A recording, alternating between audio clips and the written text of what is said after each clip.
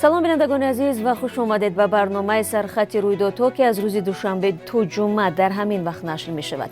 имрӯз 19 апрел мебинем ки аз аввали соли ҷорӣ дар Тоҷикистон нархҳо чӣ қадар баланд рафтанд. қасри сафед мегӯяд президенти амрико Ҷо Байден сафар ба Украинаро таҳризӣ накардааст. намояндагии вазорати меҳнат ва муҷирати Тоҷикистон гуфт барои бозгардонидани беш аз 2 миллион рубли шаҳрвандон аз корфармоини рус мусоидат намудааст. дар 3 моҳи аввали соли ҷорӣ нархҳо дар Тоҷикистон 12.4% баланд рафтанд. дар ин бора Кумитаи умури кишвар рақамҳои навро нашр кард. ба ҳамин тартиб аз моҳи январ то март қимати маводи ғизоӣ наздики 4% зиёд шудааст. аз ҷумла нархи сабзавот беш аз 21%, шир ҳудуди 10%, маҳсулоти нони 5.5% ва меваҷот 2.5% афзудааст. дар ин пасманзар Бонки Осиёи рушд барои Тоҷикистон соли мушкилро пешгӯӣ кардааст. тибқи гузориши ин созмон, эҳтимолан бо таваҷҷӯҳ ба паёмадҳои буҳрони ҷиддии иқтисодӣ дар Русия, рушди иқтисоди Тоҷикистон имсол коҳиш ёфта танҳо соли 2023 вазъ каме беҳтар мешавад. интизор меравад ки ҳаҷми таваррум ва ё инфлятсия соли 2022 ба 15% баробар шавад. болоравии нархи маводи сӯхт, маводи ғизоӣ, воридотӣ ва фишор болои сомонӣ ба далели коҳиши якбораи қурби рубли русӣ аз омилҳои он дониста шудааст. қасри сафед мегӯяд сарфи назар аз даъвати мансабдорони украинӣ, президенти амрико Ҷо Байден сафар ба Украинаро таҳризӣ накардааст. ахиран чандин раҳбари кишварҳои ғарбӣ ба нишони дастгирии Украина ба ин кишвар сафар карда бо Володимир Зеленский дидору гуфтугӯ доштанд.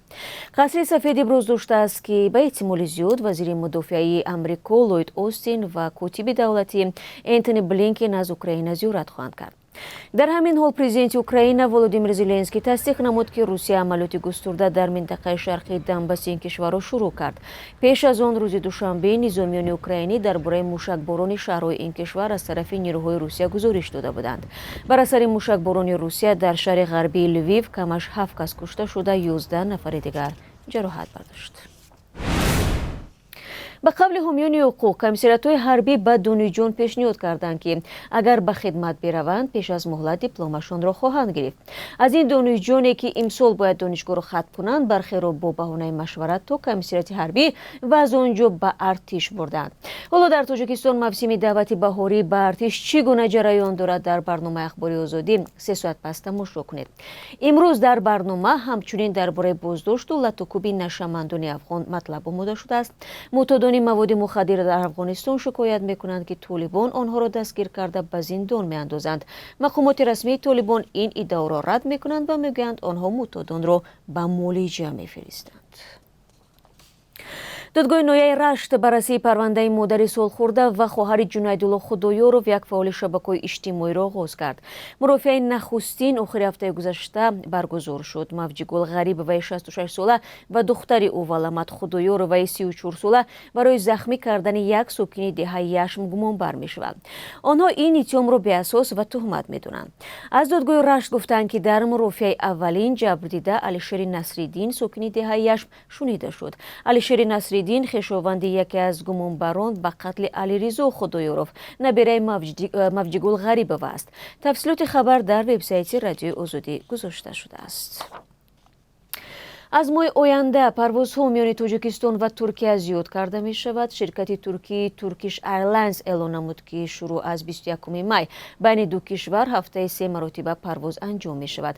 нархи билет ба хатсайри самти Душанбе Истанбул $300 ва бозгашт $395 нишон дода шудааст. ба Сомон Эйр ҳам иҷоза доданд ки хатсайрҳояшро ба Истанбул то 3 парвоз зиёд кунад. вазорати корҳои дохилии Русия аз 114% зиёд шудани қонуншиканӣ дар байни муҳоҷирони корӣ дар 2 моҳи имсол хабар дод.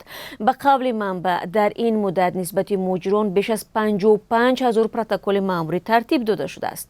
илова бар ин, мавридҳои ошкоршудаи фаъолияти меҳнатии ғайриқонунӣ 22% ва риоя накардани маҳдудиятҳои муқарраршуда дар баъзе намудҳои фаъолият миёни шаҳрвандони хориҷӣ 88% афзудааст.